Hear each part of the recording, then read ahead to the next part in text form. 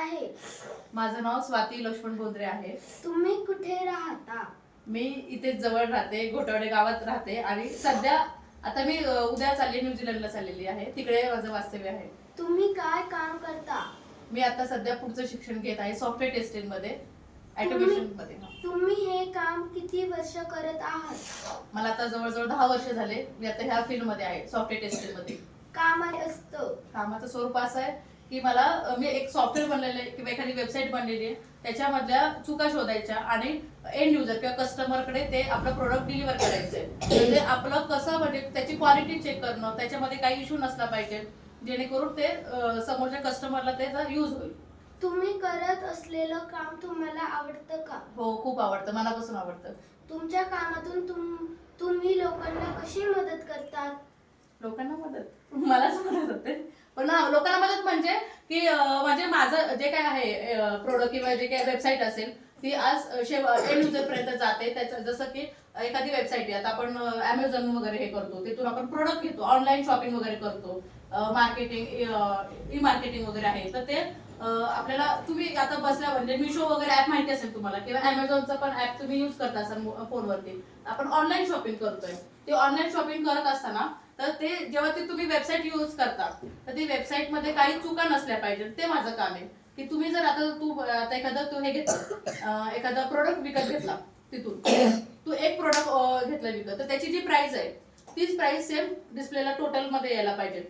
हे सगळं व्हेरीफाय करणं ते माझं काम आहे. लोक तुमच्याशी कसं वागतात? कोणती लोक? न्यूझीलंडची लोक, बापरे. न्यूझीलंडची लोक आता तिकडे कसे सगळे हे असतात, इंडिपेंडेंट असतात. त्यामुळे तिथं सगळं कसं आहे की आपल्याला करायला लागतं. असं कोणतंच नाहीये की आपण कोणावरती डिपेंडन्सी ठेवू शकतो. त्याच्यामुळे मी आता इथे येऊन कार ड्रायव्हिंगचा क्लास केला. का तर मला न्यूझीलंडला जाऊन मला स्वतः कार ड्राईव्ह करता येईल पाहिजे, कोणावरती डिपेंडन्सी नाही ठेवता आली पाहिजे. म्हणजे तिकडे कसं आहे की आपल्याला आपलं स्वतः डिपेंडंट हे राहिला पाहिजे, डिपेंडन्सी नको पाहिजे. आणि इथे कसं आहे की आपण आता कधी पण रिक्षा पकडू, बस पकडू, जसं की परवा मी आता सरांची कार मध्ये गेले सरांच्या, म्हणजे एक माझी डिपेंडन्सी होती ती. पण जर मला स्वतः कार चालवता आली असती तर ती मी स्वतः चालवली असती, की जेणेकरून मी स्वतः हे सगळं मी स्वतः. तुमच्या आठवणीतला एखादा महत्त्वाचा प्रसंग सांगा. एखादा महत्त्वाचा प्रसंग म्हणजे चांगला वगैरे सांगा? हो हो. बरं, एखादा महत्त्वाचा प्रसंग म्हणजे मी आता तुमच्यावर असं शेअर केलं. मी असे तुमच्या एवढी होते शाळेमध्ये, तर आमच्यामध्ये लकी ड्रॉ असायचा. तर लकी ड्रॉ मध्ये आम्हाला तेव्हा म्हणजे असं ह्या वयामध्ये सुद्धा आम्हाला असं होतं की 3 हे ठेवले होते, प्राइस ठेवले होते, एक कॅमेरा वगैरे आणि असे 2-3 असे काहीतरी ठेवले होते. पण त्या काळामध्ये कॅमेरा म्हणजे खूप असं हे वाटायचं, म्हणजे ही कधीची गोष्ट आहे, 2002 वगैरे, 1 किंवा 99 सालची काहीतरी अशी गोष्ट आहे. तर तेव्हा लकी ड्रॉ मध्ये असं होतं की आम्हाला महालॅक्टो म्हणून एक चॉकलेट होतं. ते महालॅक्टो चॉकलेट, ते 30 महालॅक्टो चॉकलेटचे रॅपर म्हणजे कव्हर जे असतात ते आपल्याला कलेक्ट करायचे होते.